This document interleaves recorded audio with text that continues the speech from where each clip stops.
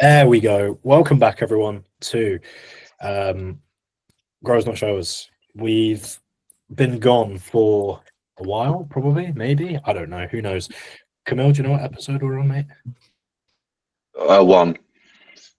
Yeah, episode 1, to be fair. Might as well. Brand new fucking season 2. Fuck it, season 2.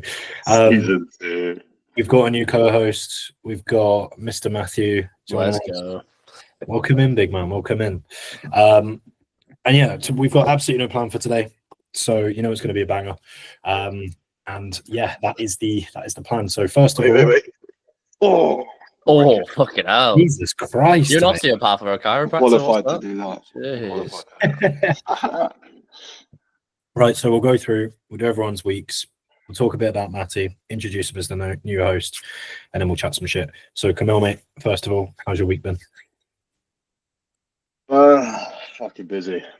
I'm working 6 days a week at the moment in the clinic. It's my first 2 weeks, and it's been super enjoyable. Don't get me wrong, fucking love this job, but it's starting to get a bit tiring now because my life just consists of go to clinic, work 9 to 6, come back, go gym, and then if I even have time to see my missus, I'll see my missus. That's it.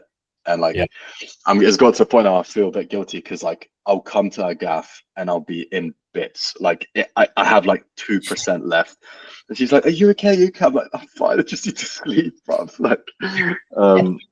So yeah, gym is going well. The past 2 weeks, I feel like I was pushing the gaining phase, even though my body was pushing back. I was getting digestive upset. My general mood, drive to train, was completely diminished. My scap started playing up. My elbows have been playing up. My knees have been playing up. My body's basically just telling me chill the fuck out, which is what we did. We went into maintenance phase, albeit I have been cutting because, well, you know me, I can't really maintain.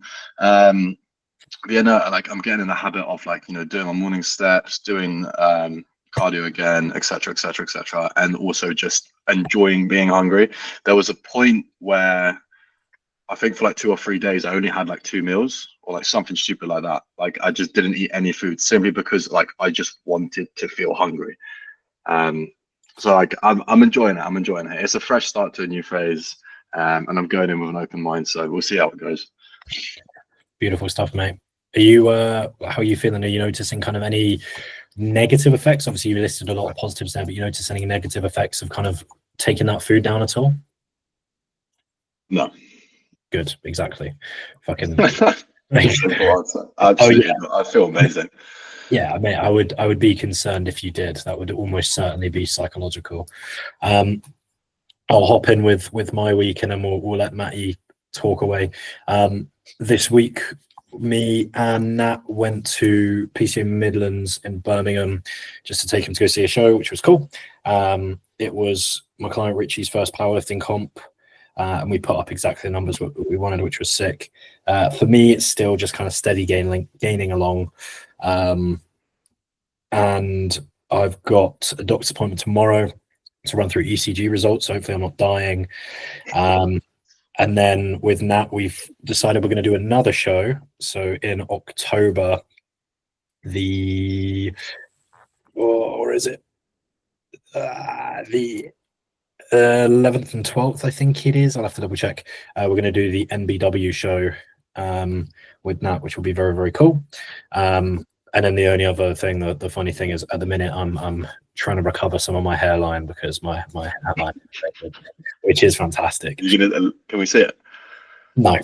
That is crazy question to ask. Jeez. Mate, you can see a bit of my scalp through the top of my head, which you couldn't see before. So Aston Primo. So yeah, me and Tim are on the hairline recovery. To be honest, it's very easy to recover your hair. It's just most people can't be fucked to. So I'm just going to be doing that. But yeah. Would you ever consider going bald? No, I can't do it, bro. I'd be cooked.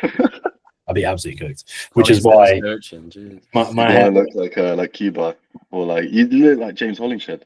Just go out the beard a bit. Bro, my head's weird. I got a weird head. I need to have hair. The thing I was talking to a few people about this, hair loss recovery, if you catch it early and you actually try, is really easy. It's just most lads are like, I can't be fucked, I'll shave it. And that's why people think that like male pattern baldness is just like uncurable, because most people don't try. Whereas I guarantee if more women went bald, it would be very well known that you could recover your hair. But yeah, been looking after my skin as well. I'm trying to be a handsome boy and de-age myself a little bit. Anyway, Matt, welcome in, mate. Fucking enough waffle from us. Give us a little kind of rundown of you and your background as best as you can, and then we'll on. Yeah, fair. I was literally just going to start off my week, but yeah. Hi, I'm Matt. I'm going to be like a quiz show here thing. No, but I'm joking. Currently, literally just going through a pushing up phase right now. It's going very, very well. I've got a very, very specialist interest in posing, and I have done for a while. And that's going to lead me on to this week. This week, me and Nat have been working together to get his routine up and going. We had a session about 2 hours before this call, and it was going really, really nicely, especially his rear shots. Mate, Jack, he sent me his check-in photo from the other day where he's literally, it's ridiculous. Just, he was stood there in natural lighting and his erectors were just literally just shouting at me, and I was like, what the fuck? Like, that's crazy. Yeah, getting glute lines and stuff. He's coming in nicely. And it was quite funny. But anyway, I don't know why I'm going to get killed by my girlfriend if she watches this, because it was my 2-year anniversary yesterday. And I should have mentioned that first. And that was very, very good. I watched The Long Walk. Have you guys seen that or not? No, but I want to. No spoilers. Mate, it's unreal. The saddest movie I've ever seen. I won't spoil it, but the saddest movie I've ever seen. I haven't sobbed at a movie in so long. I looked at my girlfriend. She was literally just a puddle. Which was quite funny. But she did have some popcorn to cheer up at least. But it was really, really good. So yeah, currently just trying to grow my business, which is going fantastically right now. And yeah, just pushing up. Neo gave me a steroid allegation the other day, which made my day. So he asked if I jumped on a cycle because I was looking rather large in his things. And I was like, no, it's just lighting abuse. And then we left it there. So anyway. Where's angle maxing? Yeah, I'm just stood to the camera like, yeah, that's me for real. So yeah, that's kind of me. That's my week wrapped up. But yeah, it's going to be pretty. We've got some pretty exciting stuff coming this weekend, don't we, Jack? Yeah, brother. I want to quickly, right? Nat sent me this morning. You just reminded me. 2-day difference in his quads. Like, jeez. Mate, 2-day difference from like the output. That teardrop's really coming through in it. Look at that. That is mad. Ridiculous. And some of the shots looking good. At 18, like. Yeah, he told me I didn't realize he was 18. I thought he was like 19, even though that's still really impressive. But that's a silly Get his back double up. Oh, that is look at the hammies. Jeez. Look at the fucking detailing, like erectors. Yeah, zoom in on near the rear delt on that one, mate. Look at the left and right. It's just look at the separation. The separation, like he's got sub separation like across his side delt. Sub separation. Bro, look at separation and the separation. Bro, his separation and separation. Obviously, Scap's still a little bit pissy, but they've been getting better. To be fair to him. That's something that I think he messaged me about that the other day, actually. That looks a lot better than what he sent me, to be fair. Are these the most recent shots? Yeah. His scalp looks a lot better than that. Still a little bit restricted in protraction, but again, that's something like, that's the thing I think a lot of people forget is like when you, at most shows, especially at the amateur level, when you get to like the professional level, they'll have weights backstage, but at the amateur level, they have resistance bands. So people think they use the resistance bands just to warm up. But you can actually use it for mobility drills as well. So like scap, doing some leg work as well, doing mobility drills like backstage is super crucial. Yeah, we did some what's it called? I think it was like we did some. Is it myofascial release? Basically, like a broomstick and like jamming it into like kind of your lat and your armpit. And then we got Jack Casey gave him some lat mobilization, Kelso shrugs in the training plan. One of my favorite ways to just kind of get people to train and get better awareness of their scaps.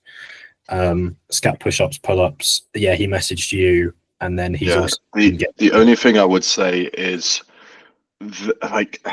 Kelso shrugs is a fantastic exercise to get more scap movement. However, if the restriction isn't actually coming from the scap, which a lot of time it isn't, it's coming from the ribs, and the fact that the ribs are asymmetrical, asymmetrical, that's the Yeah, word, yeah. asymmetrical, then it's going to do fuck all, because we kind of need to work from the bottom up, right? So let's say, for example, you have someone who's got shoulder pain.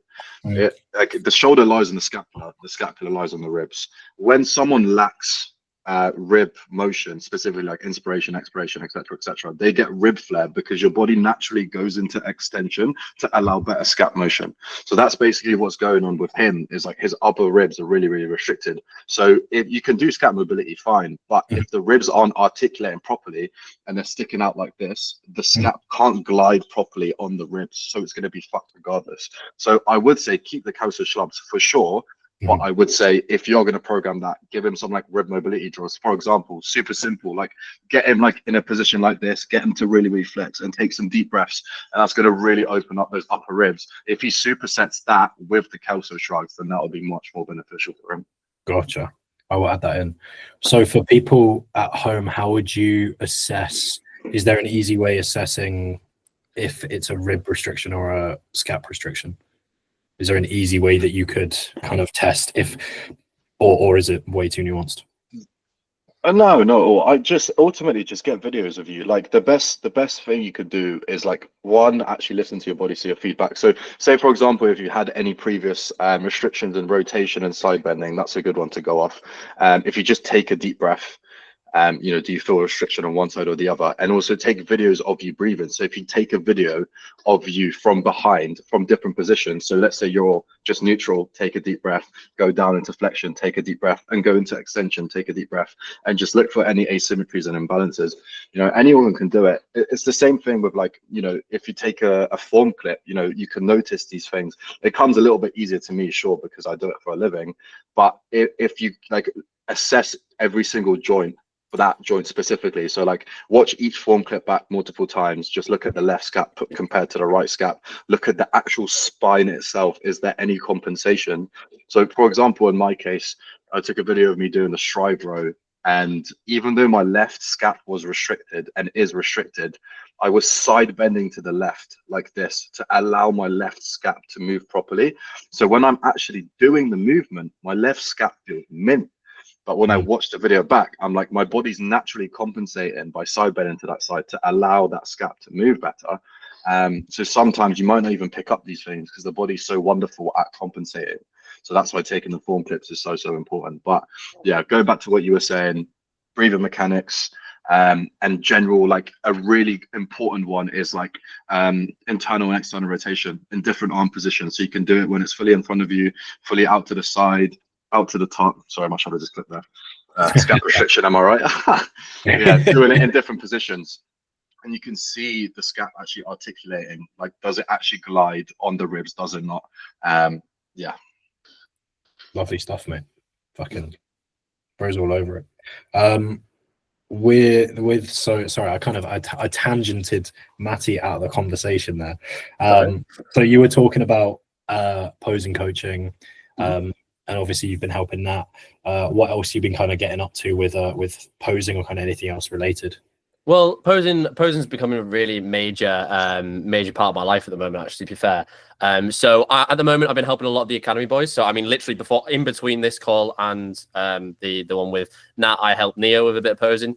We didn't do a call. We did some loom videos just because it's quicker for him. He's at work anyway. But just been looking through some of the Archer Academy boys. They've been messaging me. We put a message in the group chat, do you remember? And then I had quite a lot of messages back off that. So it's definitely something I've been looking to get into, especially considering posing is going to become very, very big part of my life. As people know, in prep, you do a lot of it, and I'm starting prep in April. So funny enough, I'm not going to be that dickhead who starts posing. This is one thing that I don't know why people do it. They start posing coaching right as prep begins. And it's like, yes, you're a long way out, but posing is something that even the best posing coaches, right? They're still progressing. And it's the same with physique coaching. You're still progressing as a physique coach. It's the same with posing. It's even more nuanced because there's so many individual things that can stop that.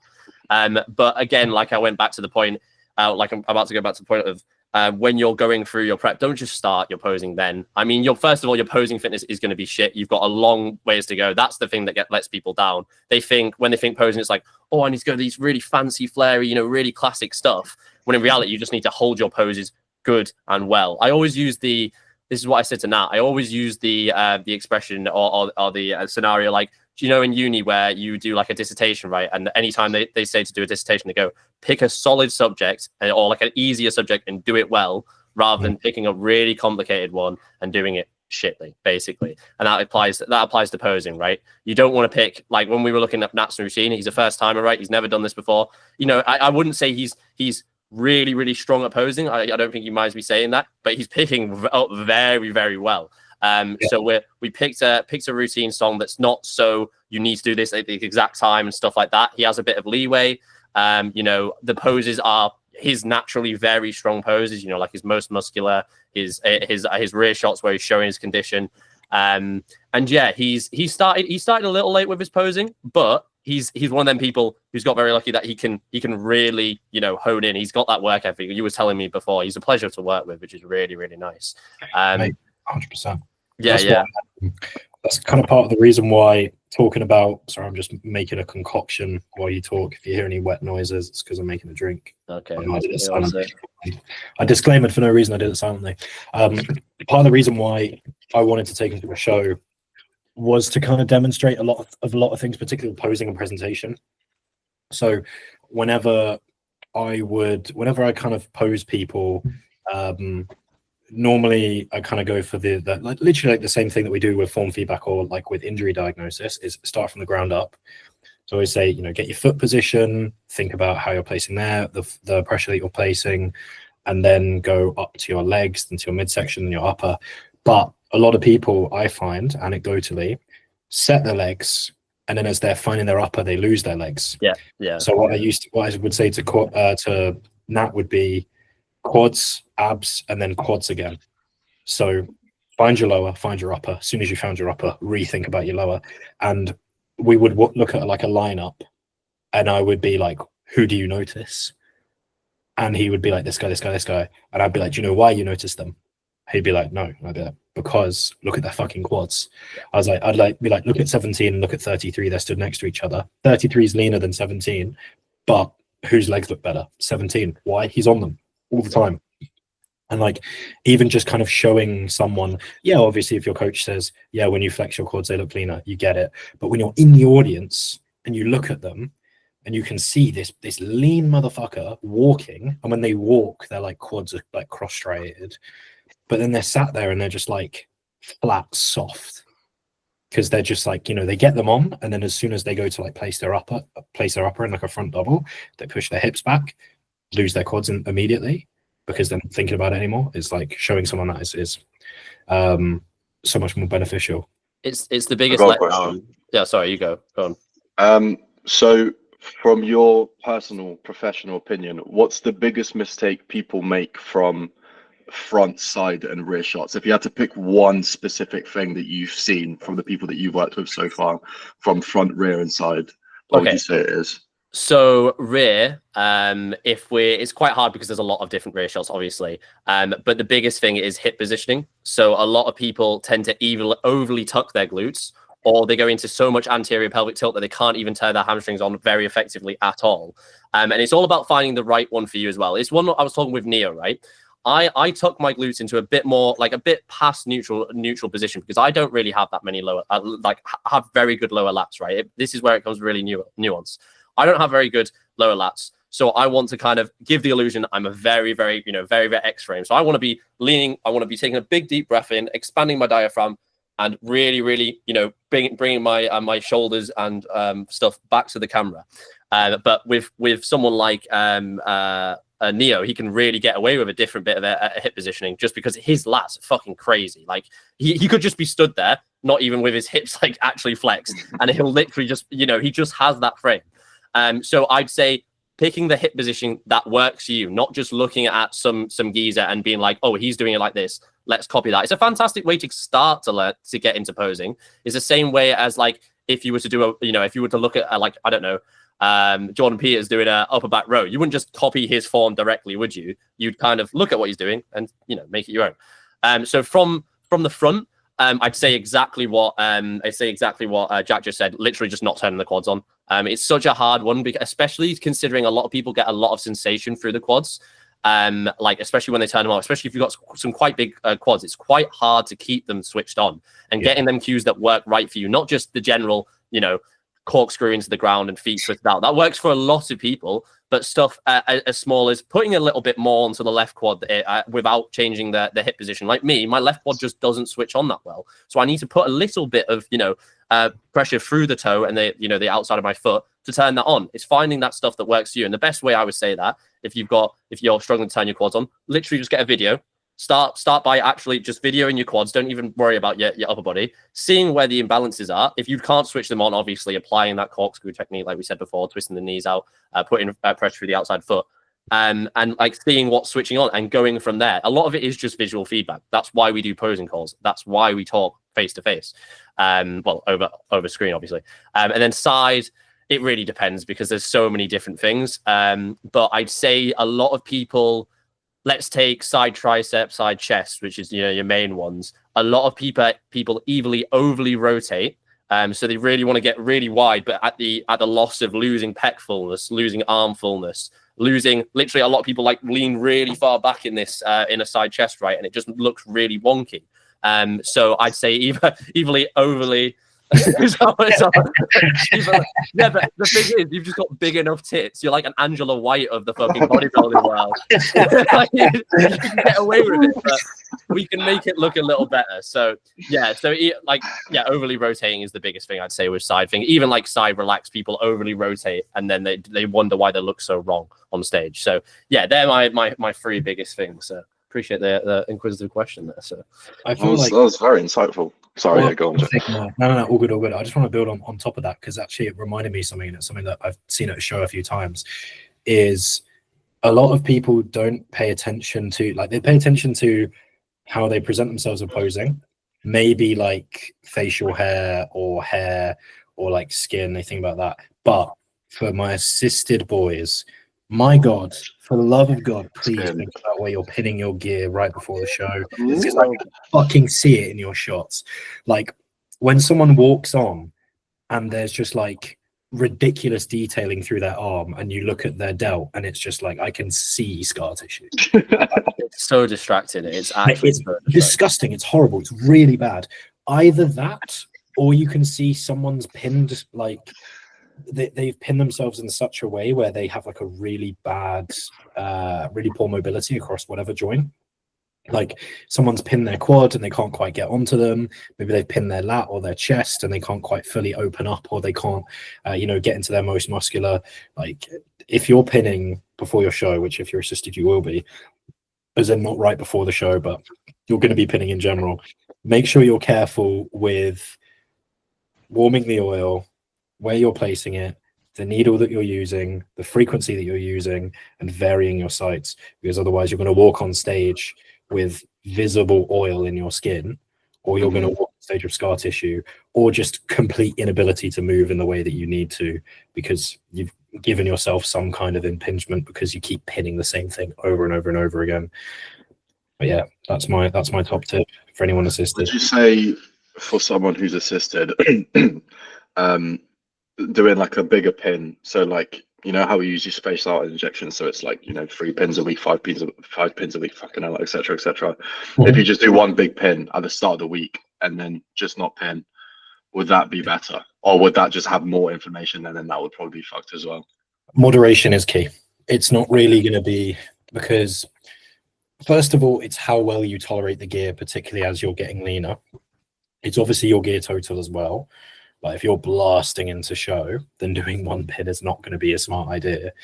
But moderation really is going to be key. The approach of like daily microdosing might not be the best idea. You might want to miss the day before the show or the show day, but equally doing like one big bang shot probably also isn't going to be fantastic, because you might just have so much oil that it's so visible and it takes ages to clear. So some kind of moderation there. But if you can avoid pinning the day before and the day of the show, and then once you're off stage you're chilling, I probably would, particularly for reaction. But I would also, this is where people make the mistake of they throw in random shit, they start new vials, they start with new like IGLs or untested gear, and it's like, yeah, you're asking for trouble. Like if you've been with one lab for your entire prep, and then right before you hop on stage, you're like, I'm going to pin a different kind of test, and then you're like, oh no, I had a bad reaction. Yeah, no shit. Yeah, I think a big letdown I've seen for quite a few bodybuilders that have competed or I've seen compete in the past couple of months is like their skin. Like if they have like a bad breakout of skin, or if they like didn't moisturize, you know, a week, 2 weeks before the show, then it really shows. Even Luke is I'm not saying any names, yeah, that's an example. But like the way the tan sits on you is gonna be corresponded to how well you've exfoliated and how well your skin is going to react to it. There was some. Do you know Harry Langbear? I might do. Was that the He's guy competed recently? Was he at PCO Midlands? Yes, he was. Yeah, I think he got second place. He competed in Wales as well. Yeah. He was at the show. So like the comparison with his tan now to his previous show is fucking nuts. Like I remember looking at pictures of him previously and I was like, oh, like he's fairly wan, but like now I looked at him and I was like, fucking up, the difference it made in his tan is like genuinely insane. And it just like it's the small things that like that could genuinely like make or break your placing. Like I said, posing, like skin, how you actually present yourself on stage, etc., etc. Mobility issues. You could have done 95% of the work to get you there, but if that last 5% is not completed, you're just not going to be satisfied with the result. You're not going to get the placing that you want because you missed out on simple things like exfoliating your skin or mobilizing your scap a little bit backstage. Do you know what I mean? I feel like the easy part of bodybuilding is the dieting and the training, because you're going to do that. Everyone who bodybuilds, it's a given. That's a given, right?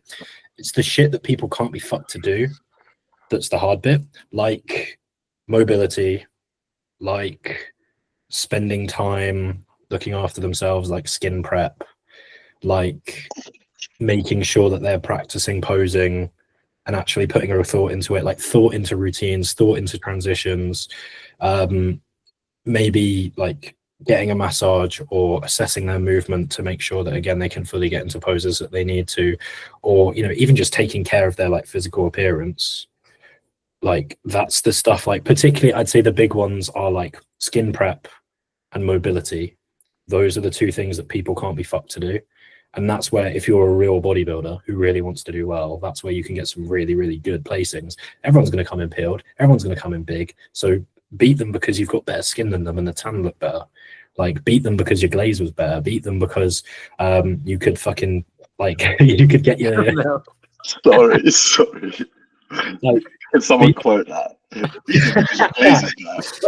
like that does make it. That does make a difference. Though. And in prep, no, I agree. Prep, if you follow the plan, you're going to get peeled, and there's only so much muscle you can build.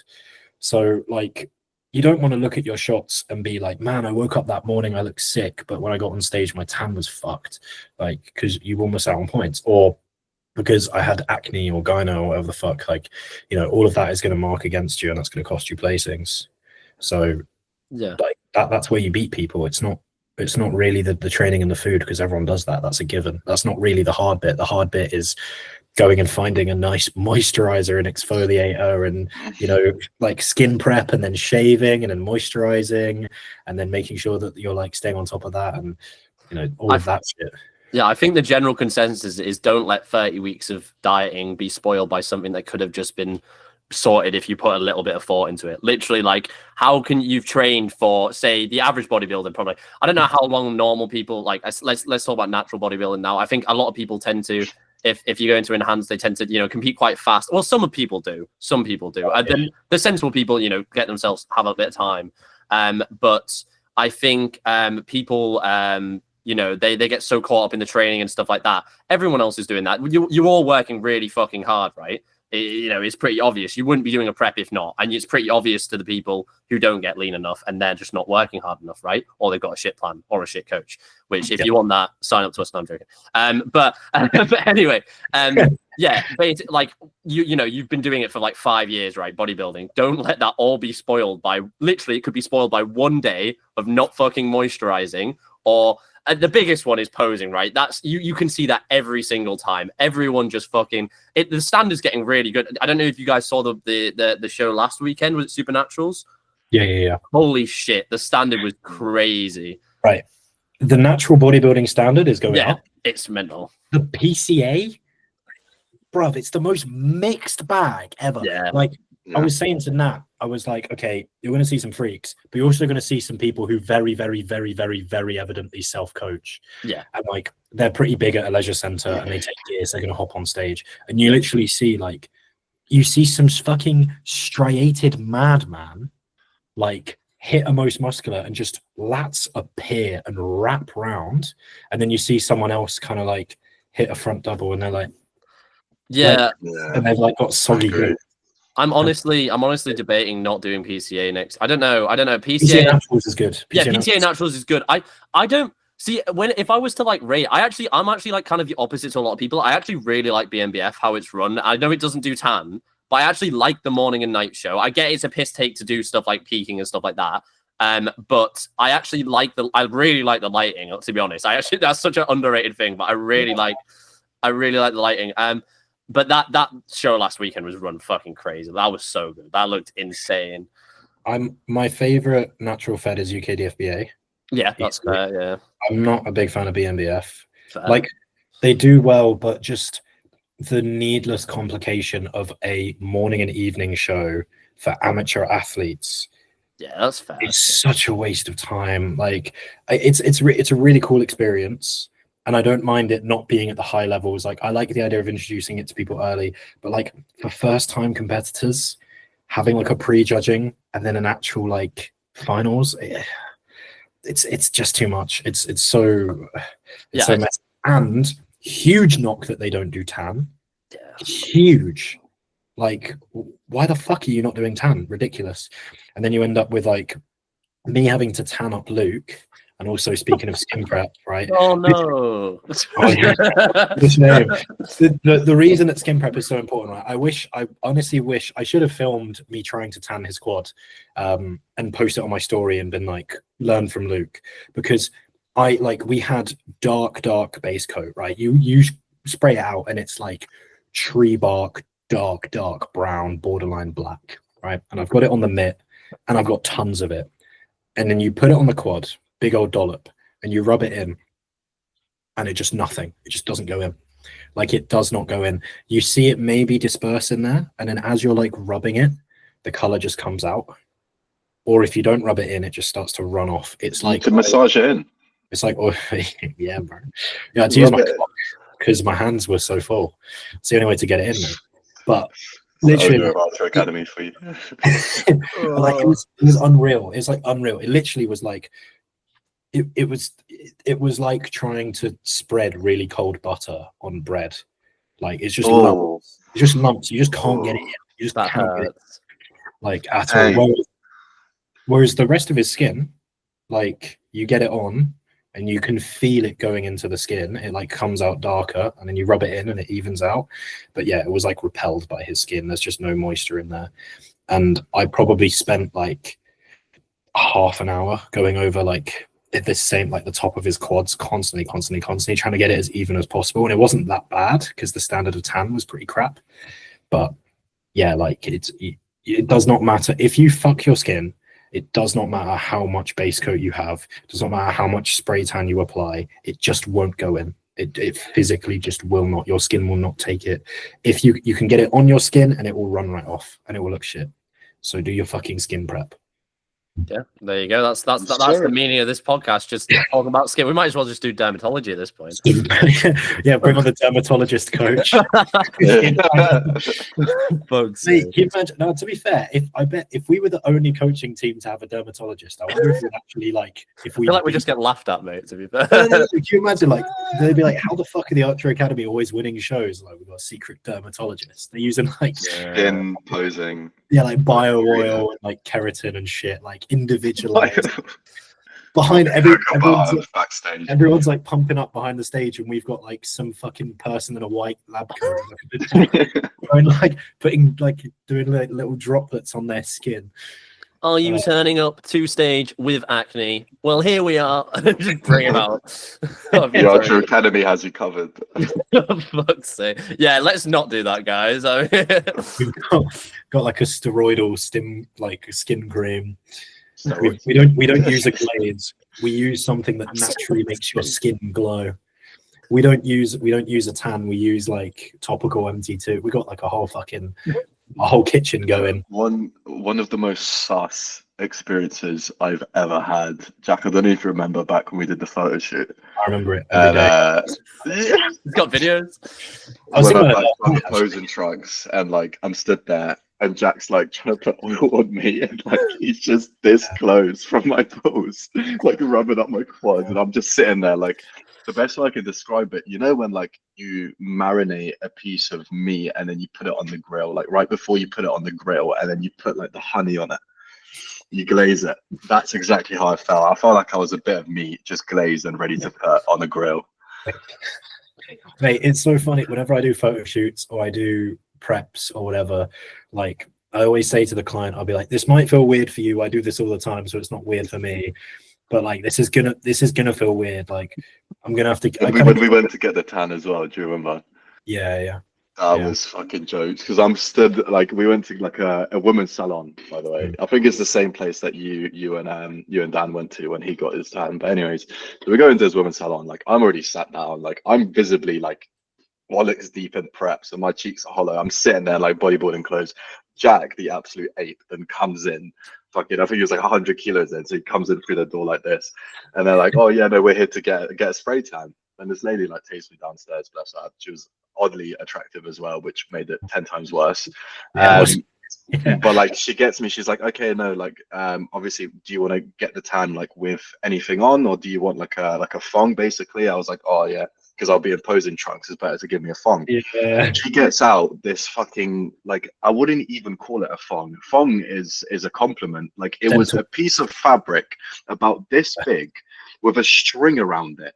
It didn't even hold my bollocks. It is literally like the fabric does not cover you. It just holds you in place.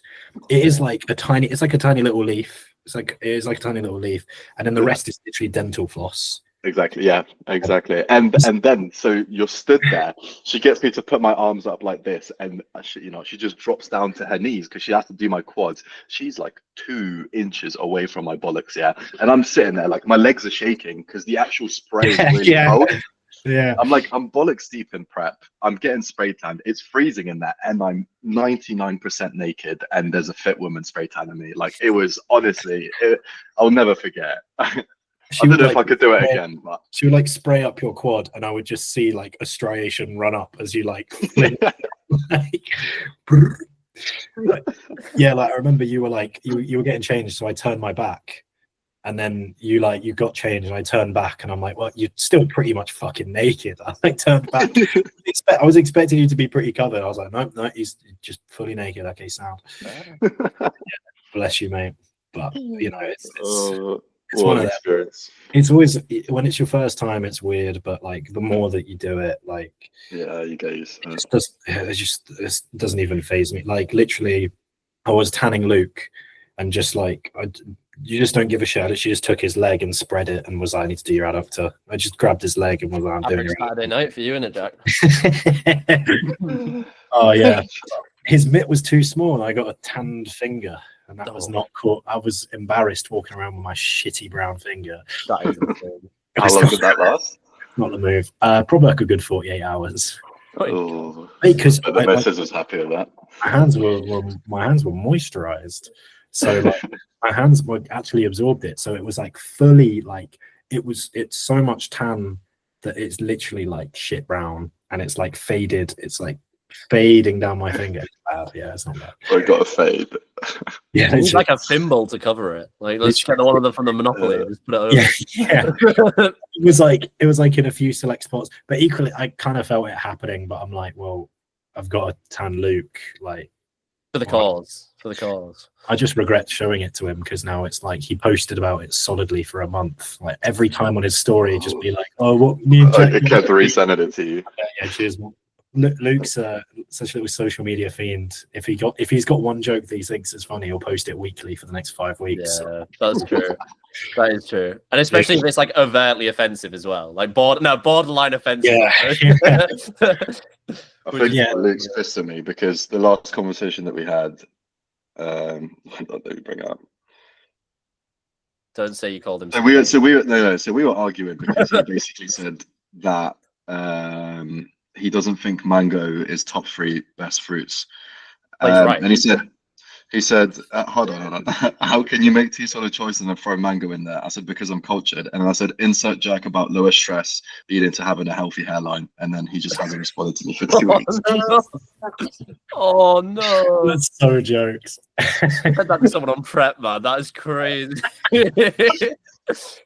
Yeah, expect like a bomb in your mail or something. I don't know. He's gonna have a dig on the stories. I could tell. He's gonna post something for sure. But just go like you just say just put your weight and then just say that and then just say I'm 50 pounds heavier than you. I say that like he's not 50. More than 50. Yeah, he does look fucking mint though. To be fair to him, I'm looking. When is he competing? Isn't it next weekend? This weekend. It's this weekend. Yeah. The 21st. Oh, Same shows now. It's gonna be so. This weekend is gonna be class. Mate, it's full. There's like 11 teens and 17 juniors. Oh, it's mental. It's mental. And he's competing in juniors, not novice. Well, I'm talking about Luke here, obviously. Yeah. Competing in juniors, which will be he'd get a better shout because obviously the overall winner was in his category. He did sick. He win the overall again? Or no, he won his class. That guy who won the overall at the BNBF. Yeah, I forgot his name. He was class though. He looks crazy. He's like Jacob Fairhurst. He's one of those names where it's like you see him on stage, you're going to be known. Yeah, it's like once you're known. Yeah. Jacob Fairhurst literally just coming out of the dark, and now everyone knows who he is because he's a little natural freak.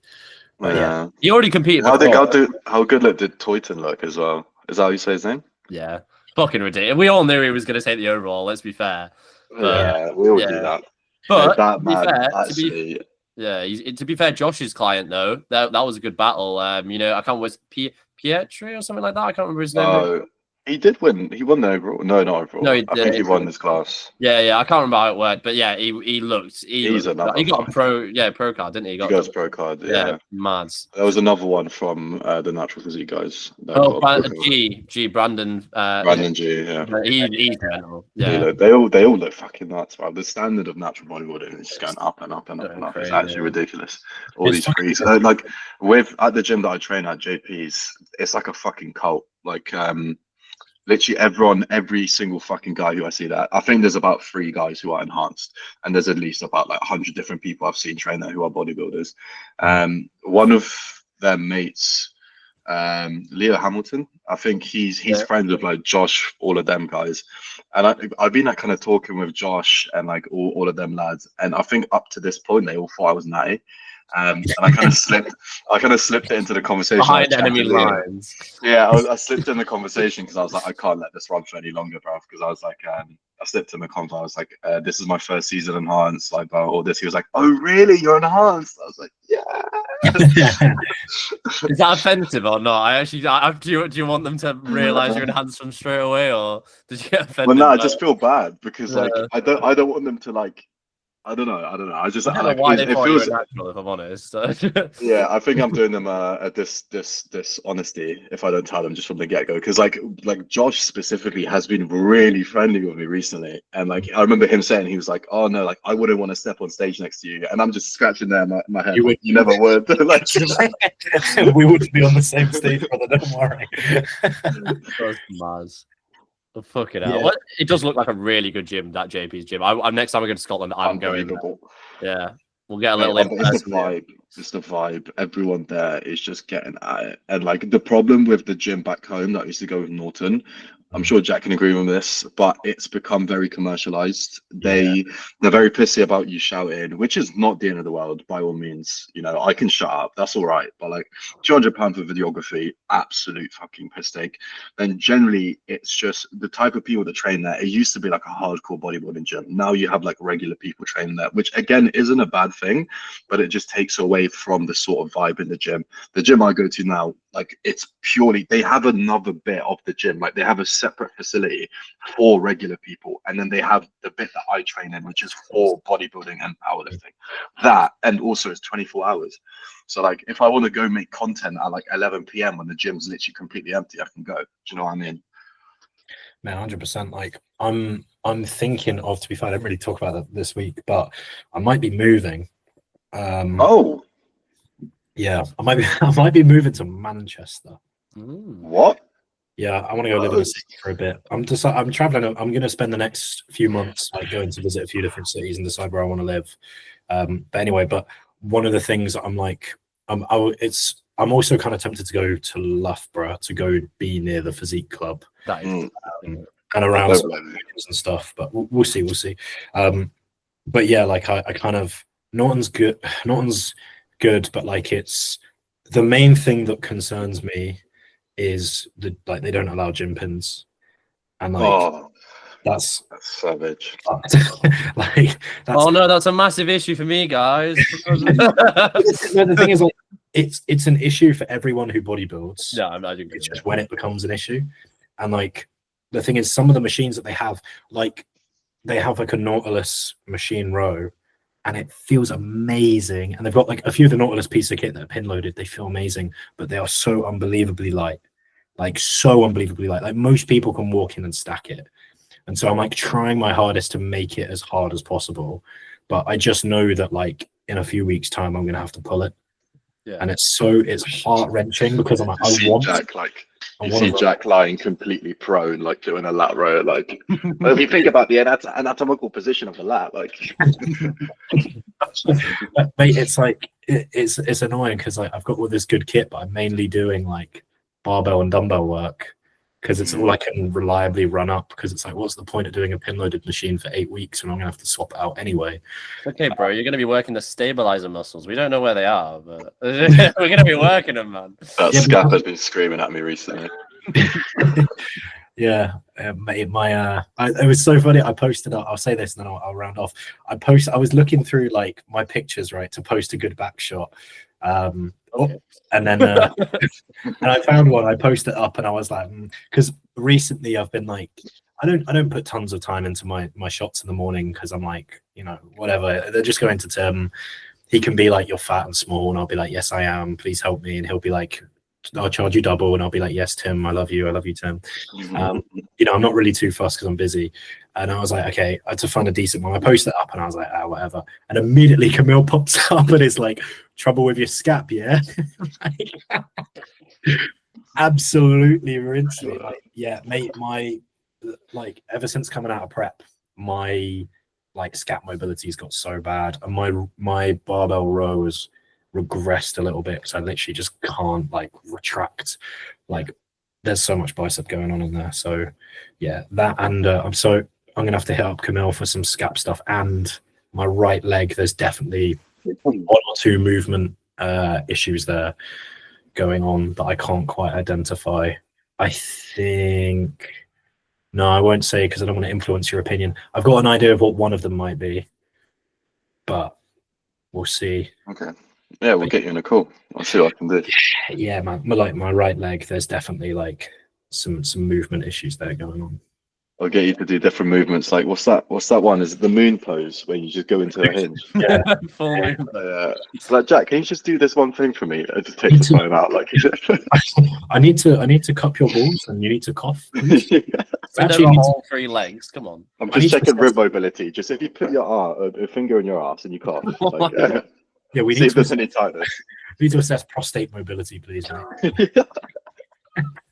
Right, fucking hell. On that note, we're going to round things off there. Thank you, everyone, for listening to the first episode. Fuck it, we're season 2. I don't care. Season 2. We're going to keep on expanding until there's 20 members of this podcast, and it's just an absolute shit show, and we'll be talking over each other. For everyone's links, they'll be down below. Matty's links will be down below if you want. Matty offers coaching and posing. That's coaching and posing. Camille offers coaching and injury rehab. All 3 of us offer coaching. So if there's one of us that you vibe with and you hate the other 2, go and get coached by the one that you vibe with, or get coached by someone you hate. Fuck it, why not? Thank you, everyone, for listening. You can find all our Instagrams and everything down below. And if you want to work with us, then the price is doubled if you're hearing this. Bye, everyone. Bye.